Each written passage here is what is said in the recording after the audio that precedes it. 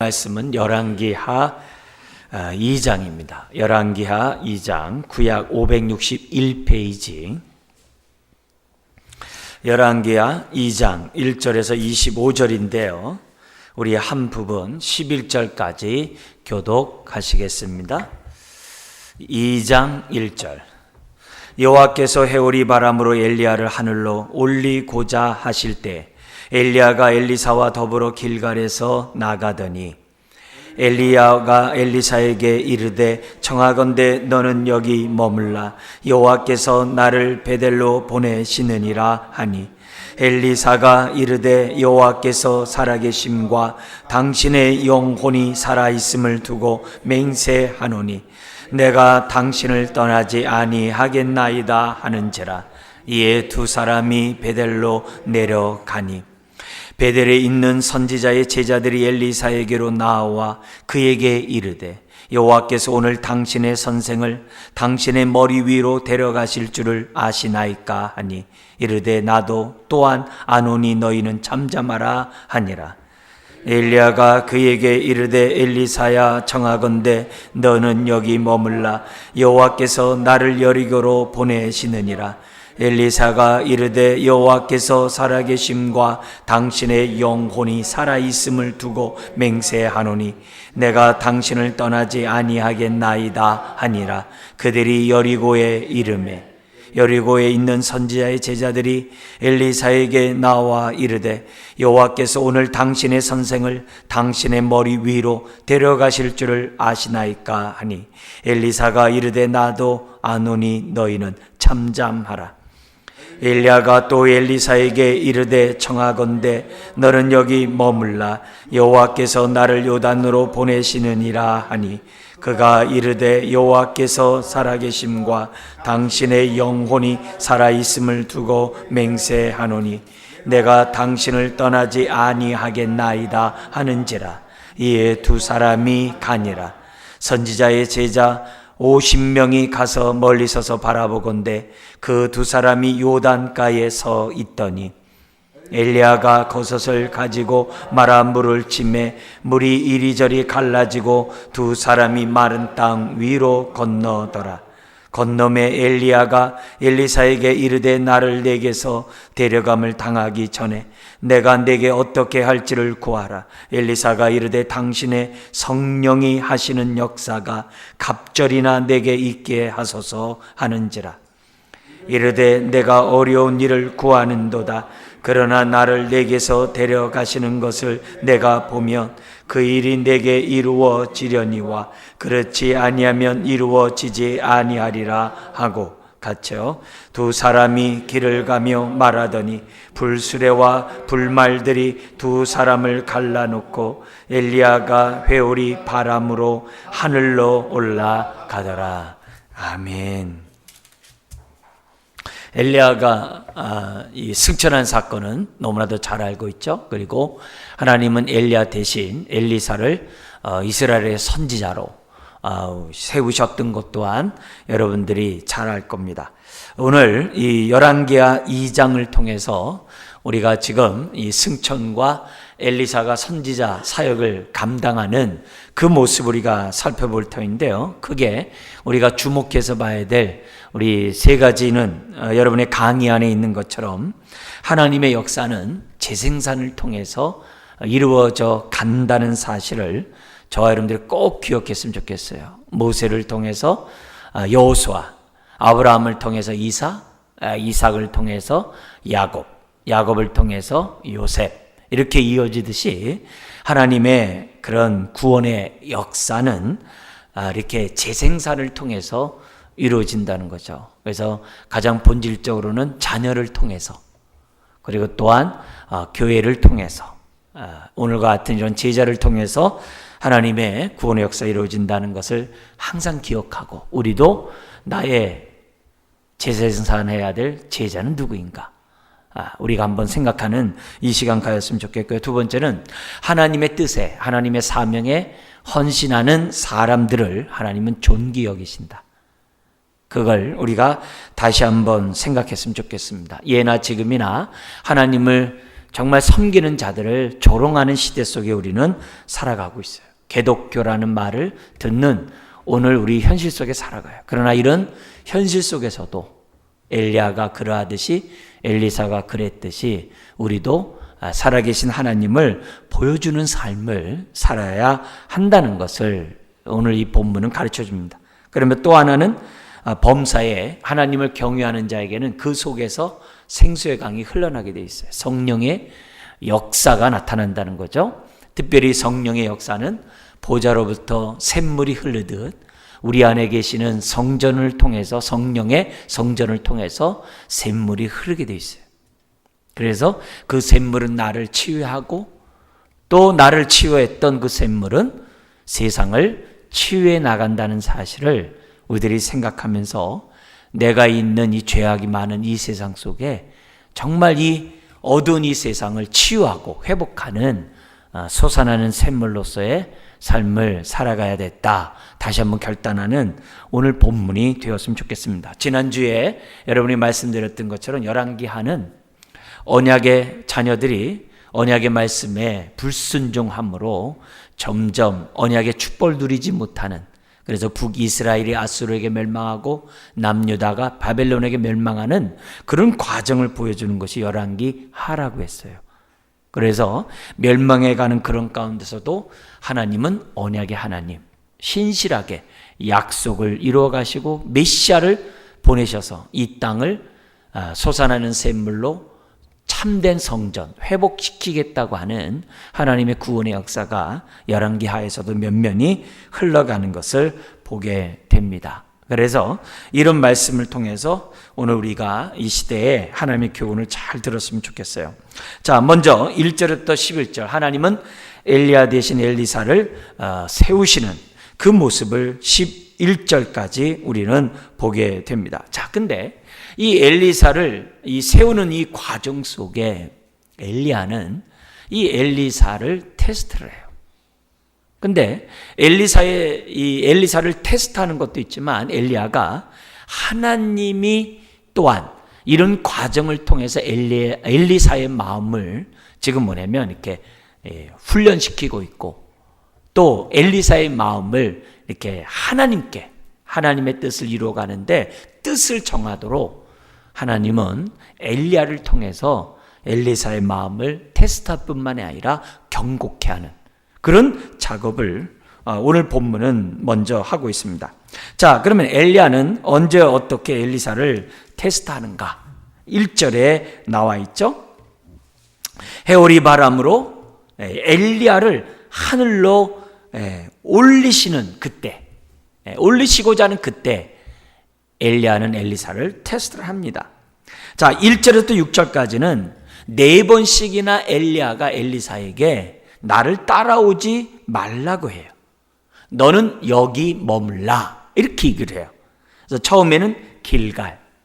여러분, 길갈은 가나안 정복을 했을 때 그 본부가 있었던 장소가 길갈이에요.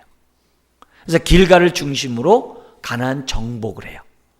그래서 길갈은 굉장히 중요한 이스라엘에 있어서 그런 장소예요. 모든 삶에 있어서 어떻게 보면 우리들이 출발선상에 있을 때 길갈에서 있었던 역사를 기억하면서 오늘의 적용들 많이 해요. 나중에 우리 앞에서 지난번에 여호수아 때 우리가 했습니다만 하여튼 이 길갈이라는 것이 굉장히 중요한 거예요. 그 다음에 어디로 가냐면 베델은 북이스라엘이 나눠졌을 때 금송아지를 세워놨던 아주 종교 중심지인데 그 종교 중심지가 뭘로 바뀌었냐면은 우상숭배의 장소로 바뀌어요. 이 베델은 야곱이 베델로 올라가자라고 했을 때 굉장히 중요한 장소이죠. 그죠? 디나 사건이 난 다음에 다시 신앙을 재무장해서 모든 우상, 르비딤을 비롯한 가정 우상을 다 버리고 디나 사건으로 10년 만에 베델로 돌아가잖아요. 그래서 베델은 신앙이 회복되는 그런 장소예요.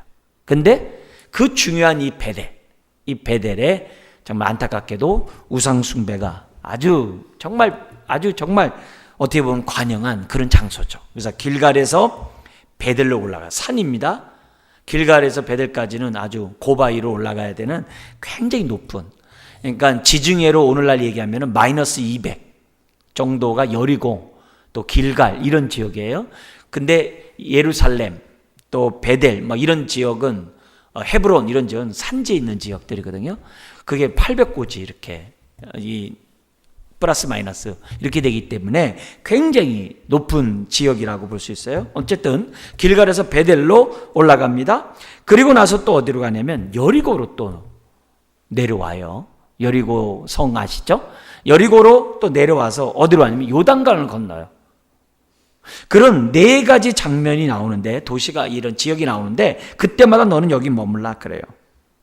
근데 엘리사는 안 떠나요. 심지어는 엘리사를 따라온 50명의 여러 그 선지자들이 지금 함께 했음에도 불구하고 이렇게 그들이 뭐라고 하냐면 3절과 5절에 뭐라고 하냐면 당신의 선생이 하나님이 당신의 머리 위로 데려가시는 거 아시나이까 하니까 엘리사가 안다. 그러나 너희는 잠잠하라. 그러면서 어떻게 돼요? 3절에도 주변에 있는 선지자들이 얘기를 했는데도 불구하고 엘리야를 계속 따라가요. 왜 따라가느냐? 그게 이제 7절 이하의 말씀 때문에 따라가는 거죠. 그것은 뭐냐면은 엘리야로부터 이런 말을 듣고 싶어요. 뭐냐면은 너는 지금 내가 하늘로 데려감을 당하기 전에 그러면 나로부터 지금 네가 받고 싶은 축복이 뭐냐 이게. 그 입에서 엘리야에서 나오는 그 말을 엘리사는 듣고 싶어서 지금 4번씩이나 쫓아가는 거예요. 4번씩이나. 그러니까 무슨 얘기하냐면은 9절 끝에 당신의 성령이 이렇게 얘기했어요. 당신의 성령이 하시는 역사가 갑절이나 내게 있게 하소서 하는지라. 갑절이나 내게 있게 달라. 이 갑절이 있다는 얘기는 그 신명기 21장에 보면은 장자에게 주는 복이에요. 장자에게. 남편의 2 아내가 있는데 첫째 부인은 너무 미워해. 근데 둘째 부인은 너무 사랑해. 그랬을 때 그 부인에게 유산을 줄 때 사랑하는 자에게 2배를 주면 안 되고 아무리 미워하는 부인이라 할지라도 2배를 주라는 거예요. 왜냐면 그는 장자라 이게요. 그래서 갑절의 은혜를 달라고 하는 그 전통은 그 당시 이스라엘의 분위기에서 뭐냐면 장자가 받는 복이에요. 그러니까 장자가 받는 복이라는 얘기는 무슨 말이냐면은 엘리야의 그 성령의 역사로 정말 하나님의 그 사역을 감당하는 그 사역을 내가 이어가기를 원한다는 고백이에요. 네.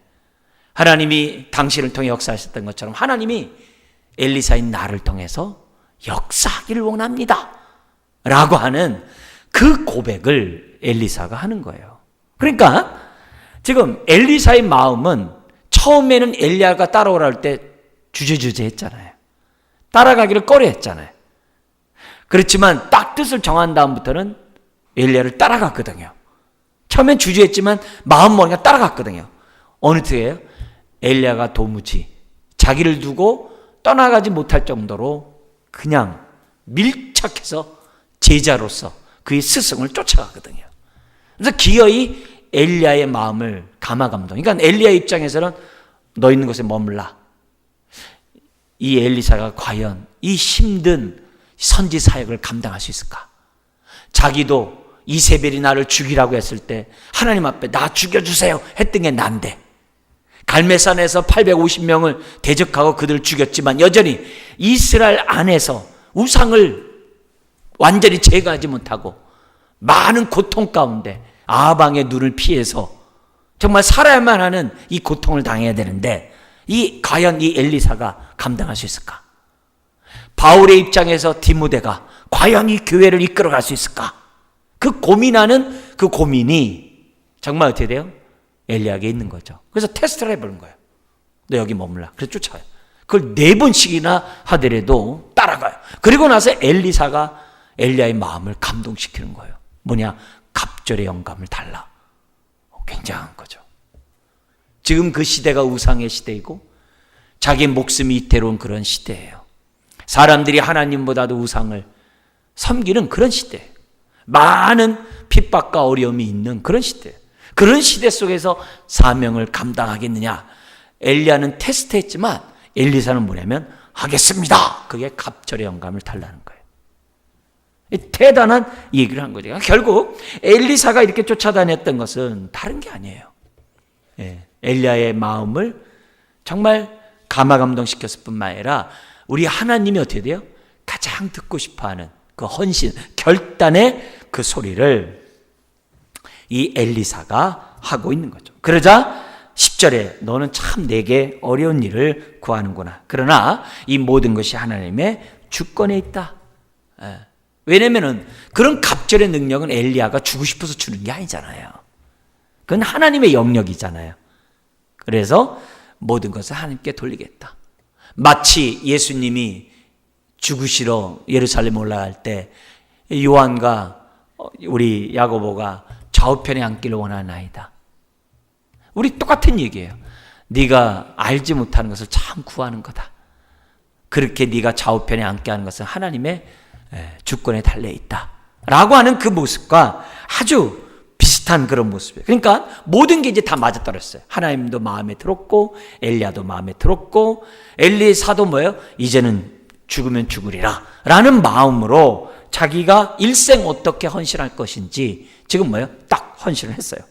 그러니까 11절 때가 되면 어떻게 돼요? 불수레와 불말들이 두 사람을 갈라놓고 엘리야가 해오리 바람으로 하늘로 올라가더라. 할렐루야. 옛날에 저 총시 신대원 시험 볼 때 성경 시험에 엘리야가 무엇을 타고 하늘에 올라갔느냐 하면서 가로 집어넣기 나왔어요. 해오리 바람, 불병거, 불수레, 별의별 얘기들이 답들이 많이 나왔다고 그러더라고요. 그래서 이 문제만 보면은 그 문제에 대해서 이렇게 문제가 생각납니다. 여러분, 뭘 타고 올라가셨다고요? 회오리 바람으로 하늘로 이렇게 이 불수레와 불말들을 타고 올라갔다. 이 이제 시험 문제 나오면 불수레와 불말들 이렇게 쓰지 말고 회오리 바람을 타고 올라갔다 이렇게 답을 쓰셔야 맞는 겁니다. 어쨌든 이런 부분이 지금 뭐예요? 마지막 이 사건이 이제 딱 갈라지면서 회오리 바람을 타고 승천하게 돼요. 그러니까 엘리야는 마지막 그 순간까지 하나님이 함께 하셨고 엘리야를 갖다가 마지막까지 인도하셨던 것을 오늘 이 본문은 우리들에게 보여줍니다. 여기서 먼저 엘리야 입장에서 본다면 하나님은 이처럼 하나님을 위하여 복음을 위하여 산 사람들을 존귀 여기세요. 존귀 여기세요. 그래서 마지막 그 순간에 그를 갖다가 죽음을 보지 않고 하늘로 데려가셨던 것을 보게 됩니다.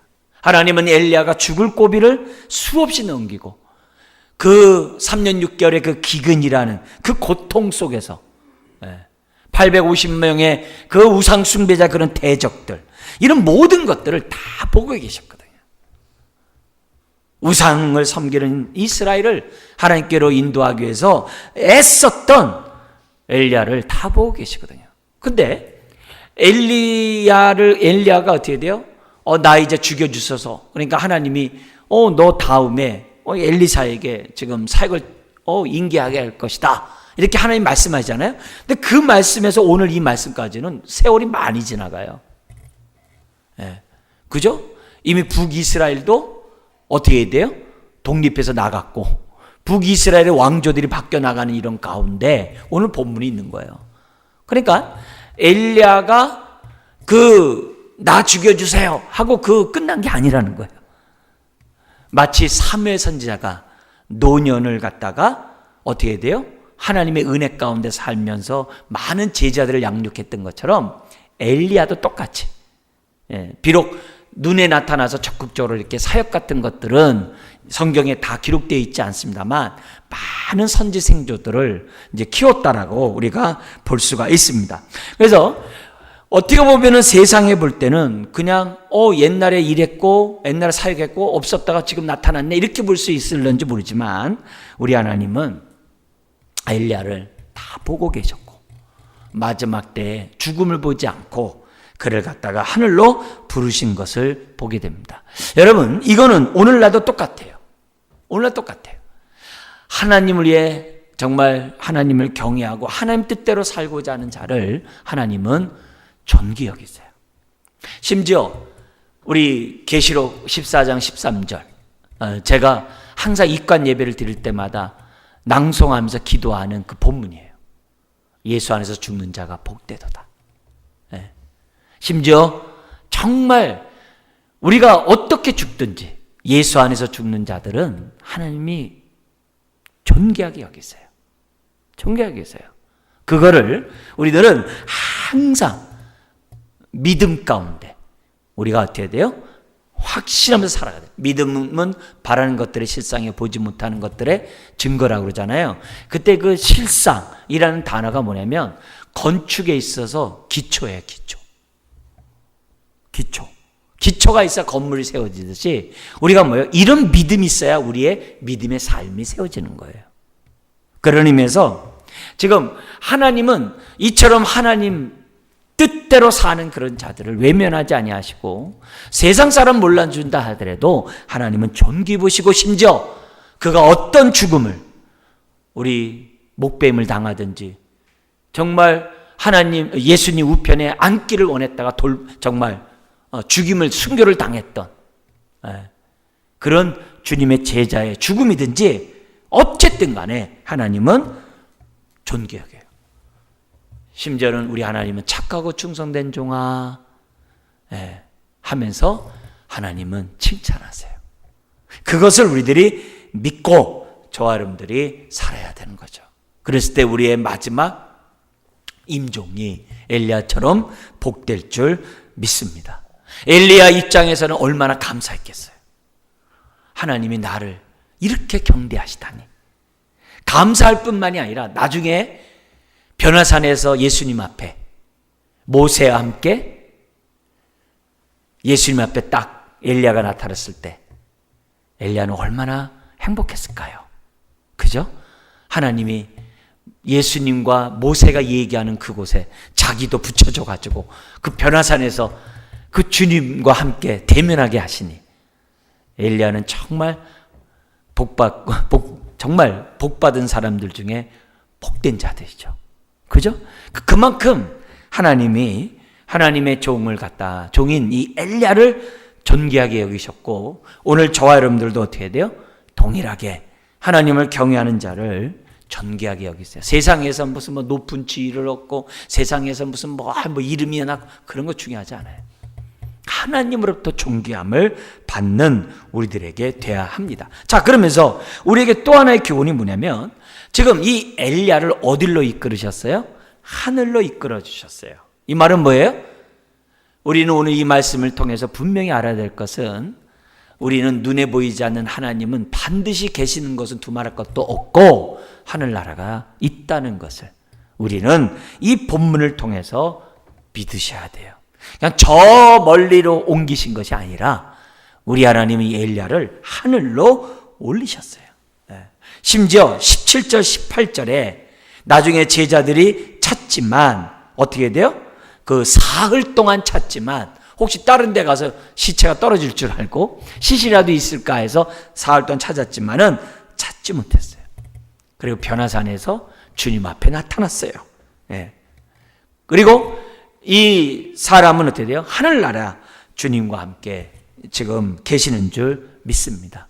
우리 우평강도에게 우리 주님이 말합니다. 오늘 네가 나와 함께 어디에 있으리라? 낙원에 있으리라. 하나님을 믿는 자들이 있는 그 낙원에 오늘도 엘리야가 있다는 것을 믿습니다. 그러니까 그런 말씀들을 우리가 생각하면서 저와 여러분들은 하늘나라에 대한 소망이 사라지면 안 돼요. 그래서 우리 옛날 우리 믿음의 선배처럼 구름만 어두워도 주님이 오실까요? 정말 하늘을 쳐다봤노라고 하는 그런 고백이 우리들의 고백이 돼야만 할 거죠. 그래서 모세는 이렇게 얘기했어요. 잠시 죄악의 낙을 누려서 애굽의 왕자로 사는 것보다 차라리 하나님의 백성과 함께 고난을 당하는 것을 더 즐거움을 알았다라고 얘기를 해요. 아브라함이 정말 이 땅에 살아가면서 나그네처럼 살고자 했고, 사도 바울도 빨리 하늘나라 가고 싶지만 이 땅에 사명이 남아서 자기가 이 땅에 남았노라고 고백했던 것처럼 우리는 하늘나라에 대해서 항상 생각해야 돼요. 죽으면 끝이 아니에요. 죽음 이후에 삶이 우리들에게 있다는 것을 오늘 본문을 통해 다시 한번 우리들이 확신하면서 훗날에 기쁨으로 우리 주님 품에 안기기를 다시 한번 주의 이름으로 축원합니다. 여러분, 동시에 우리가 또 이 세 번째 우리 알을 것은 엘리야의 승천은 그 당시 엘리사뿐만 아니라 그 광경을 목도했던 수많은 선지자들에게, 선지생도들이겠죠. 이 선지생도들에게 하늘의 소망을 갖게 했다는 거예요. 그래서 엘리야의 이 승천은 엘리야 자신에는 영광이요, 엘리사에게는 어떻게 돼요? 그 사역을 이어받은 그 기쁨이요, 그 모든 광경을 봤던 많은 사람들에게 하늘의 영광을 정말 바라보게 하는 사건이었다는 것을 우리들에게 보여줘요. 그래서 세 번째 교훈이 뭐냐면, 하나님, 나의 삶도 사람들에게 하늘을 보여주는 자 되게 해 주옵소서.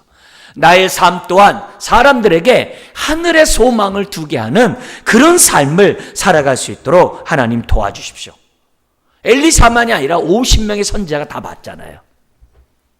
그들의 육안으로 불병거와 불수레와 불말들을 봤잖아요. 그들의 육안으로, 영안이 열려서. 이 얼마나 놀라운 일이에요. 이거는 이 엘리사뿐만 아니라 다른 선지생도들이 그 우상의 그런 시대에 믿음으로 담대히 싸우도록 하는 배교의 시대에 믿음과 함께 정말 영적 전쟁을 하는 데 있어서 아주 새 힘을 불어넣는 사건이었다는 것을 우리들에게 보여줘요. 여러분, 우리가 사는 이 대한민국도 정말 배교의 나라에 살고 있고 우상숭배의 나라에 살아가고 있고, 기독교를 믿는 사람들을 아주 대적하고 아주 조롱하는 그런 시대 속에 우리가 살아가고 있어요. 직장의 분위기는 제사 분위기고 우상을 숭배하는 그런 분위기고, 어디를 가나 세속적이고 아주 쾌락적인 문화 속에서 우리들이 직장 생활을 해야 되고, 한 또 가정들은 또 어떻습니까?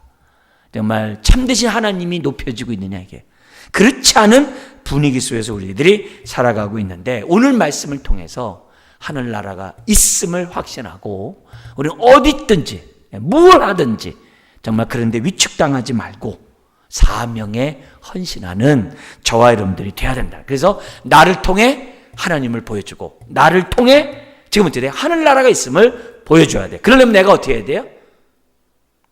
예배 드리는 자가 돼야 돼요.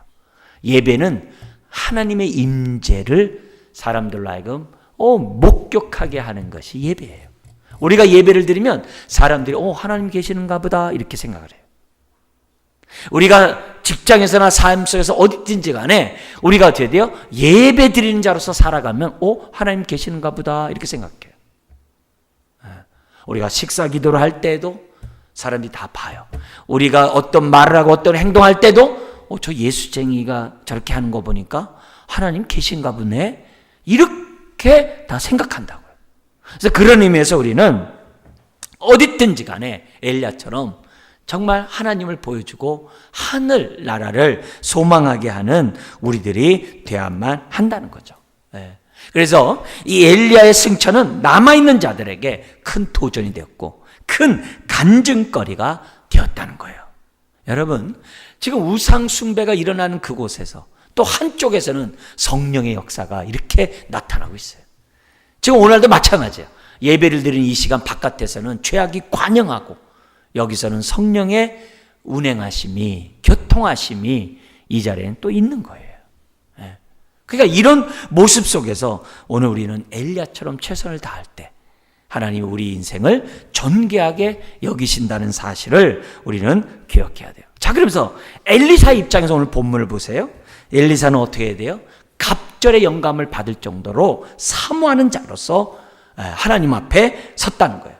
우리가 하나님의 일을 하려면 이런 사모함이 있어야 돼요. 조금 어렵다고 관두고, 조금 힘들다고 관두고, 좀 남이 반대한다고 관두고, 남이 조롱한다고 안 하고, 그러면 안 돼요. 예. 엘리사처럼 어려운 환경에서도 끝까지 그 사명에 헌신하고자, 심지어는 뭐예요? 갑절의 영감을 달라고 하는 엘리야의 모든 그런 성령의 능력을 더듬기를 바라는, 그 말은 모든 이 땅의 화와 저주와 고통과 고난을 다 담당하겠다는 거거든요. 그런 모습이 오늘 우리들에게 있어야만 한다는 거죠. 그래서 우리가 하나님께 기도할 때 나의 앞일을 위해 기도하고 발등에 떨어진 문제를 놓고 기도하는 거 중요해요. 그러나 그 무엇보다도 먼저 그 나라 그 일을 구하는 것처럼 하나님, 나를 통해 복음과 하나님 나라가 정말 이 땅에 확장될 수 있도록 나를 사용하여 주옵소서. 그렇게 좀 엘리사와 같은 이 간절함이 우리들에게 있어야만 한다는 거죠. 이런 헌신이 우리들에게 있을 때 정말 하나님 얼마나 기뻐하겠어요. 더구나 엘리야는 얼마나 만족했겠어요. 엘리사가 이 고통 가운데서 사명을 감당한다고 하니 엘리야 입장에서 얼마나 기쁘게 하늘나라에 감사하면서 올라가겠어요. 그죠? 그래서 그런 의미에서 오늘 우리가 이런 정말 엘리사와 같은 이런 사모함이 있어야 하는 거죠.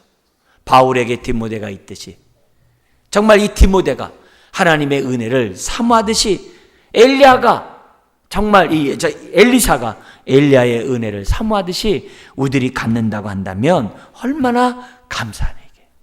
그래서 우리들이 목사는 목사로서 사명에 헌신하고 하나님 갑절의 영감을 허락하소서, 장자의 축복을 허락하소서, 하나님의 뜻을 온전히 이루는 정말 그런 목사가 되게 해달라고. 여러분 나름대로 받은 직분에 정말 엘리사와 같이 갑절의 영감을 달라고 하면서 여러분의 직분을 감당한다면 얼마나 우리 주님이 기뻐하시겠어요.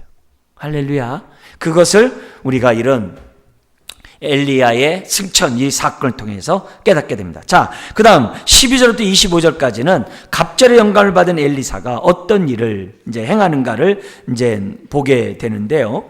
여기 보면은 엘리야가 승천 후 엘리사가 어떤 일을 했냐면은 이렇게 12절 이런 고백을 합니다. 같이 한번 읽겠습니다. 엘리사가 보고 소리 지르되 내 아버지여 내 아버지여 이스라엘의 병고와 그 마병이여 하더니 다시 보이지 아니하는지라. 이에 엘리사가 자기 옷을 잡아 둘러 찢고. 먼저 아버지여라는 얘기는 뭐예요? 자기가 계승권을 가졌다는 거죠. 아까 장자 축복을 달라고 그랬으니까. 그죠? 그러니까 지금 올라갔으니까 아버지요 아버지요 하면서 자신에게 어떻게 돼요? 지금 뭐예요? 갑절의 영감을 달라고 하는 그 간절한 그 기도가 이런 본문 속에 있다는 거죠. 그죠? 그리고 심지어는 뭐냐면은 엘리야를 갖다 뭐라고 그러냐면 이스라엘의 병고와 그 마병이라고 그래요. 이건 그만큼 능력이 있는 하나님의 종이었잖아요. 그래서 아람 군대가 공격해 올 때도 정말 물리쳤던 그런 정말 놀라운 능력들을 행하지 않습니까? 그 다음에 13절 14절 그러면서 뭐냐면은 엘리야가 몸에서 떨어진 겉옷을 올라가면서 겉옷이 떨어진 거예요. 주워가지고 돌아와 요단 언덕에 서서. 하늘나라에서는 우리 이 옷을 가지고 하늘나라에 갈 수가 없겠죠? 그죠? 당연히 이 옷은 무의미하겠죠? 그러니까 옷이 이제 떨어졌어요. 근데 그 옷을 가지고 하나님이 주신 그러한 성령님께서 감화감동을 하셔서 어떤 행동을 하게 하냐면 14절에 행동을 하게 합니다. 같이 한번 읽어볼까요? 엘리야의 몸에서 떨어진 그의 겉옷을 가지고 물을 치며 이르되 엘리야의 하나님 여호와는 어디 계시니까 하고 그도 물을 치매 물이 이리저리 갈라지고 엘리사가 건너더라. 그러니까 엘리사의 입장에서는 있잖아, 이미 스승이 지금 뭐예요? 요단강을 가르면서 건너가는 거 봤잖아요. 그런 것을 봤기 때문에 지금 엘리사의 입장에서는 나도 한번 해볼까? 그런 생각이 들겠죠. 근데 혹시 쳤는데 지금 많은 선지생도가 보고 있는데 요단강이 안 갈라지면 어떡하지? 그런 의심하고 염려한 가운데 있었으면 못 했을 거예요. 그렇지만 성령님께서 엘리사의 마음을 감화감동시키셔서 그의 스승이 했던 대로 선지 생도들이 보는 눈앞에서 요단강을 갔다가 지금 가는 거예요. 그러니까 벌써 장자의 축복을 받은 거예요. 엘리야의 능력이 엘리야의 역사했던 성령님이 엘리사에게 그대로 임했다는 것을 이 사건을 통해서 보게 됩니다. 그러자 15절 16절 50명의 선지자들이 딱 보고 엘리사가 엘리야의 계승자라는 그것을 인정하게 돼요. 이게 굉장히 중요한 거죠. 여호수아가 모세의 계승자라는 것을 많은 사람 앞에서 인정받았듯이 엘리사 또한 이런 걸 통해서 인정받는 역사가 나타나게 돼요. 그리고 나서 17절 18절에 혹시라도 엘리야가 다른 데서 떨어져서 그 시신이라도 발견되면 어떠한가 해서 사람들이 찾아나갈 때 엘리사가 하지 말라고 했지만 어떻게 돼요? 그들이 갔지만 사흘 동안 찾아도 발견하지 못했다라고 지금 성경에 기록되어 있어요. 자, 이 부분에서 우리 하나님의 일하시는 방법 한번 보세요. 이 엘리야는 정말 하나님 앞에서 850명의 이 우상 숭배자들을 갖다가 제사장들을 다 죽인 다음에 이세벨이 너를 죽이겠다. 3년 6개월 동안 내리지 않았던 비가 내리게 한 다음에 정말 이세벨이 너 죽이겠다라고 했을 때 엘리야의 반응이 뭐였어요? 하나님 나 죽여주세요. 그래서 하나님 앞에 뭐라 그래요? 나만 남았어요. 그러니까 우리 하나님 뭐라 했어요? 바알에게 무릎 꿇지 않는 사람을 7,000명 남겨뒀다 그랬잖아요. 그죠? 그러면서 내가 너의 삶을 맡긴다. 북이스라엘에게 그러니까 이스라엘 백성에게 남쪽 유다와 북이스라엘이 나눠지게 될 것이니 거기에서 안수하라는 북이스라엘 왕에게 이제 안수하라는 그 부분도 하나님이 약속하고 너에게 다음에 이을 자에게 안수하라고 하나님이 이제 말씀하지 않았습니까? 자, 이런 부분에서 지금 하나님이 일하시는 모습을 보면은 한때는 엘리야는 자기만 남았다고 생각했어요. 근데 하나님은 엘리사를 준비시켜 놓으셨거든요. 이게 굉장히 중요한 거예요. 그래서 저나 여러분 모두는요, 항상 뭘 생각하냐면은 내가 제자 삼아야지, 내가 재생산해야지, 그런 비전을 가지고 헌신하지만 그게 메아리 허공에다 대놓고 하는 게 아니라는 거예요. 내가 이런 마음을 갖게 하신 것은 하나님이 일하는 방식이에요. 빌립보서 2장 13절에 있는 것처럼 2장 13절에 뭐냐면 하나님은 먼저 우리에게 기도 제목을 주신대요. 소원을 주신대요. 그리고 그 소원을 이루도록 역사하신대요. 내가 재생산의 꿈을 갖고 싶습니다. 이런 간절한 기대가 있다는 것은 하나님이 나에게 소원을 줬기 때문에 그런 기도를 한 거예요.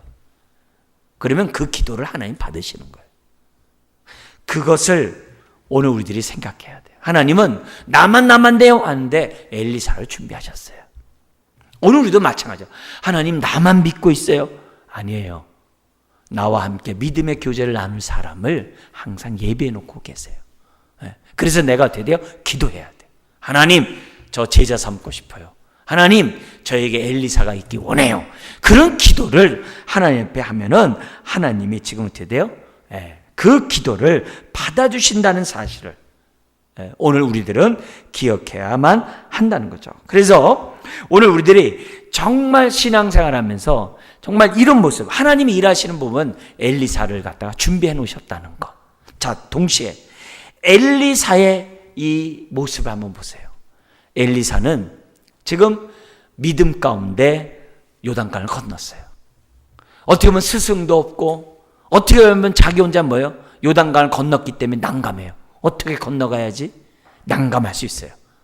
그런데 엘리사는 이별도 빨리 정리하고 엘리사는 자기가 기도했던 것처럼 요단강을 건너면서 자기 사명에 헌신하려고 하는 정말 그런 행동들을 했던 것을 보게 됩니다. 그래서 오늘날도 오늘 우리가 소망을 가지고 하나님 나에게도 엘리사 주세요.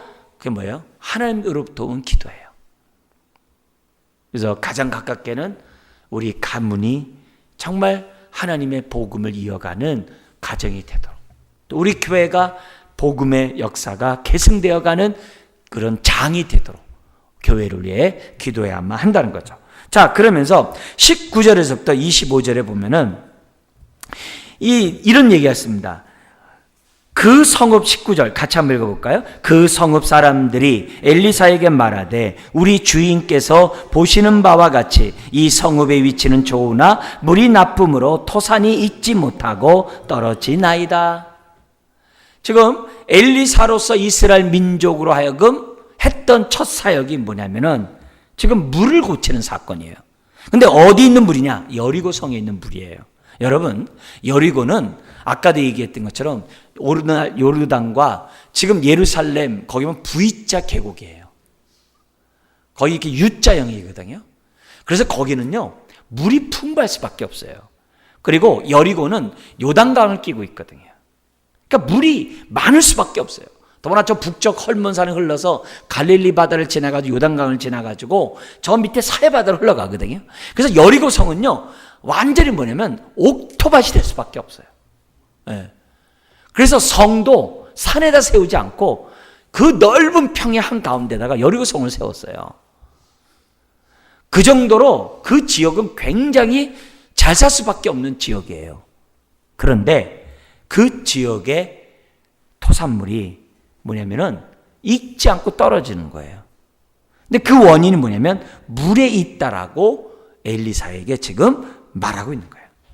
그러자 이 엘리사는 성령님의 지혜 속에서 뭘 발휘하냐면 세 그릇의 소금을 갖고 오라고 해가지고 그 물 근원에 찾아가가지고 그걸 갖다 거기다 던짐으로 그 물 근원부터 치유해요.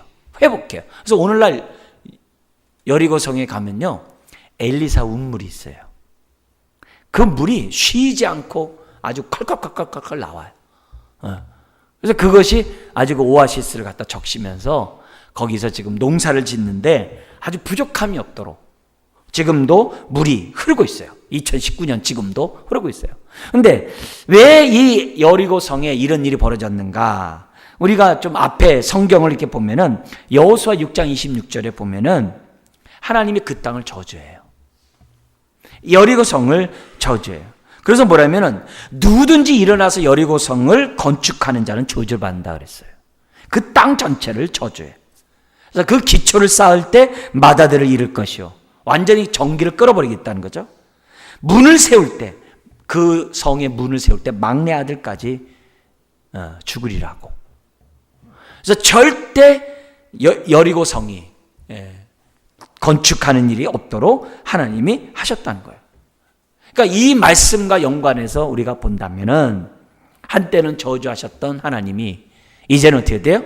회복하시는 축복의 하나님으로 지금 열매 맺도록 하셨던 것을 보게 돼요. 그러니까 이런 모습 속에서 하나님이 주시는 우리에게 주시는 성품은 하나님은 지금도 예나 지금이나 용서하기를 즐겨하시고 그리고 회복하고 축복하기를 즐겨하시는 좋아하시는 하나님이라는 사실을 오늘 우리는 기억해야 돼요. 우리가 한때 허물과 죄로 하나님의 진노 아래 있었던 우리들이에요. 이런 인생이 예수님과 접붙임 바 됨으로 우리의 근원이 주님으로부터 생기를 빨아들임으로 우리는 어떻게 돼요? 회복되었잖아요. 우리 근원에서부터 우리의 속사람이 새로워졌잖아요. 예수의 피로. 하나님의 치유의 역사가 지금 엘리사가 물 근원을 고쳤던 것처럼 예수님을 통하여 우리의 인생의 근원을 완전히 새롭게 하셨잖아요. 그죠? 새로운 피조물이 되게 하셨잖아요. 그래서 우리가 쓴물을 내는 인생이었는데 단물이 내는 그런 인생으로 바꾸셨잖아요. 옛날에는 우리의 입에서 저주가 나갔는데 이제는 축복이 나가도록 하나님이 우리의 인생을 근본적으로 새로운 피조물이 되게 하셨잖아요. 그죠? 근원을 바꾸셨잖아요, 우리. 그렇다면 오늘 우리들의 삶이 내 인생을 바꾸신 하나님이 어떻게 하신다는 거예요? 오늘도 근본에 정말 죄악이 관영한 이 세상을 우리를 통해 바꾸기를 원한다는 거죠. 수소은혜교회가 수소 땅의 근원을 바꾸는 교회가 되기를 하나님이 원하신다는 거죠. 씨 뛴 골짜기에 생수의 강이 흘러나기를 하나님이 원하신다는 거죠. 그래서 하나님이 나를 보내는 곳마다 항상 생각해야 돼요. 아, 내가 솟아나는 샘물이 되게 하셔서 나를 만나는 사람을 회복시키려나 보다. 그래서 믿는 사람은 사람들 딱 볼 때 제일 먼저 생각하는 게 그거예요. 저 사람 예수님 믿을까 안 믿을까? 그런 시각으로 사람을 볼 수밖에 없어요. 정죄하고 판단하자는 게 아니라 저 사람이 나를 통해 회복돼야 될 사람인지 아닌지를 먼저 생각한다는 거죠. 예. 내가 저 사람을 통해 어떤 유익을 얻을까? 그렇게 세상 사람처럼 보지 않는다는 거죠. 예. 저 사람이 나를 통해 회복될 사람인가 아닌가를 생각하면서 우리가 사람들을 된다는 거죠. 그래서 근원부터 나를 고치신 하나님이 나를 정말 열매 맺게 했던 것처럼 하나님 나를 통해서 정말 만나는 사람들이 근원부터 해결되는 그런 은혜를 허락해 달라고 우리는 기도해야만 한다는 거죠. 그래서 우리 정말 오만의 한국교회를 통해 우리나라가 근원부터 정말 우상이 잘라지고 우상이 정말 제거되고 근원부터 이 죄악이 관연한 이 나라가 솟아나는 샘물이 되는 교회가 되도록 저와 여러분들이 기도해야만 한다는 거죠. 네. 오늘도 주님과 온전히 접붙임 받으시기를 주의 이름으로 축원합니다. 자, 그러자 마지막으로 한 사건이 있는데요. 이제는 엘리사가 23절에 거기서 베델로 올라갈 때 다시 베델로 이제 사역하러 올라갈 거 아니겠습니까? 가는데 작은 아이들이 성읍에서 나와가지고 지금 뭐예요? 엘리사를 조롱하면서 뭐라 그러냐면 대머리여 올라가라 대머리여 올라가라 하는지라 그래요. 그러자 예수의 이름으로 저주를 하니까 그가 어떻게 돼요? 아이들 중에 42명이 찢어졌다 이게. 죽었다 이게. 심판받았다 이게. 그리고 나서 다시 갈멜산은 어떻게 돼요? 저 지중해 서쪽, 그 지중해 쪽이거든요. 완전 서쪽까지 갔다가 다시 또 어떻게 돼요? 사마리아로 돌아오는 거예요. 자, 여기서 볼 때 아니 이거 너무 매정한 거 아니야? 너무 무정한 거 아니야? 아니 그거 대머리라고 했다고 어떻게 저주해가지고서 죽게 만들어? 이 하나님 너무나도 이건 너무나도 이건 좀 나쁜 하나님 아니야? 그런 개념이 아니에요. 우리가 정확하게 이 말이 뭔지는 똑부러지진 않아요. 근데 여기 올라가라는 이 단어가 엘리야가 하늘로 올라간 단어와 같은 의미를 갖는 단어로 우리가 생각해 본다면은 너의 스승이 지금 하늘로 올라갔다라고 지금 막 거짓말하고 다니는데 왜? 50명이 봤으니까. 너희 스승이 지금 하늘로 올라갔다고 너희들 하면서 거짓말하면서 하나님이 살아있네 뭐 어쩌나 저쩌나 그러는데 너도 한번 올라가라. 너도 한번 지금 우리가 보는 데서 한번 올라가 봐라 라는 말로도 우리가 이해할 수 있어요. 그리고 또 하나는 이 이스라엘 사람들에게 있어서 이 대머리가 주는 뉘앙스가 있어요. 성경에 이 이스라엘 사람들은요 수염이나 이런 것들을 갖다가 자르지를 않아요. 그걸 갖다 이렇게 막 하질 않아요. 한 예로 다윗이 암몬 이제 왕이 죽었을 때 서로 이렇게 관계가 좋아가지고 조문객을 보냈어요. 근데 그 아들이 정탐하러 왔다는 그런 신하들의 말에 들어가지고 수염을 깎아요. 깎아가지고 보냅니다. 이 얘기는 뭐냐면 단절하고 전쟁하자는 얘기예요. 그래서 수염이 다 자랄 때까지 성으로 들어오지 못하고 있다가 들어온 사건이 있어요. 그리고 나서 전쟁이 붙어요. 그러니까 이 대머리라는 이런 표현들은 이스라엘 사람들에게 있어서는 너무나도 심한 저주예요. 정말 하지 말아야 될 그런 저주거든요. 그런 말을 했다는 거죠. 더구나 엘리사가 누구예요? 하나님의 선지자인데 그 말의 이면은 뭐냐면은 지금 그 여리고 성은 우상 숭배로 가득하다는 거예요. 그리고 그들은 이미 우상 숭배자들이라는 거예요. 그의 부모처럼. 그래서 하나님의 종을 갖다 무시하고 정말 하나님의 종에 대해서 이렇게 모욕적인 그런 말을 한 것에 대해서 하나님의 심판이 임했다라고 우리가 봐야 한다는 거예요. 그래서 그런 의미에서 오늘 이런 모습 속에서 우리가 볼 수 있는 것은 정말 너무나도 가혹하다 그렇게 얘기하는 게 아니라 얼마나 불쌍한 얘기예요. 이 아이들이 그 부모의 우상의 영향으로 이런 아이가 됐다고 하니 얼마나 불쌍한 얘기예요. 오늘 우리 부모들이 그렇게 하나님의 저주를 받는 아이로 내버려 두면 안 되겠죠. 그죠? 오히려 하늘의 복을 받는 사람이 돼야만 하는 거 아니겠습니까? 이런 것을 통해서 오늘 우리들이 살아가는 시대에 아까 처음에 얘기한 것처럼 오늘도 엘리사를 조롱했던 것처럼 똑같이 하나님을 믿는 사람들을 조롱하는 그런 시대 속에 살아가고 있어요. 그런 속에 살아가고 있어요. 앞에서도 정말 엘리야를 잡으러 50명씩 와가지고서 50부장이 2번씩이나 죽은 사건이 있었잖아요. 그런 것처럼 하나님의 종을 비방하는 것은 곧 하나님을 비방하는 거거든요. 그런 자들에게 하나님의 화가 임하는 것은 어쩔 수밖에 없는 시대라는 거예요. 오히려 이런 것들을 통해서 엘리사는 850명을 죽였던 자기 스승처럼 지금 뭐예요? 엘리사는 지금 우상 숭배자들과 전면전을 지금 뭐예요? 딱 이렇게 시작하는 하나의 사건으로서 우리들에게 비춰주고 있는 거예요. 그래서 우상 숭배자들에 대한 이 엘리사의 이런 강경한 이런 태도, 그래서 우상에 빠진 자들을 하나님께로 돌리려고 하는 이 모습을 우리는 이런 저주에서 우리는 살펴볼 수가 있는 거죠. 그러면서 한 가지 더 볼 것은 하나님을 인정하는 자에게는 엘리야의 복을 받지만 이처럼 하나님을 인정하지 않는 자에게는 언약의 축복에서 제외된다는 사실을 기억하고 오늘 저와 여러분들은 물 근원부터 새롭게 되었으니 우리들의 삶을 통해서 많은 사람들을 살려나가는 정말 주의 자녀들 되시기를 주의 이름으로 축원하고 엘리사처럼 갑절의 영감을 달라고 기도하는 우리가 되길 주의 이름으로 축원합니다. 기도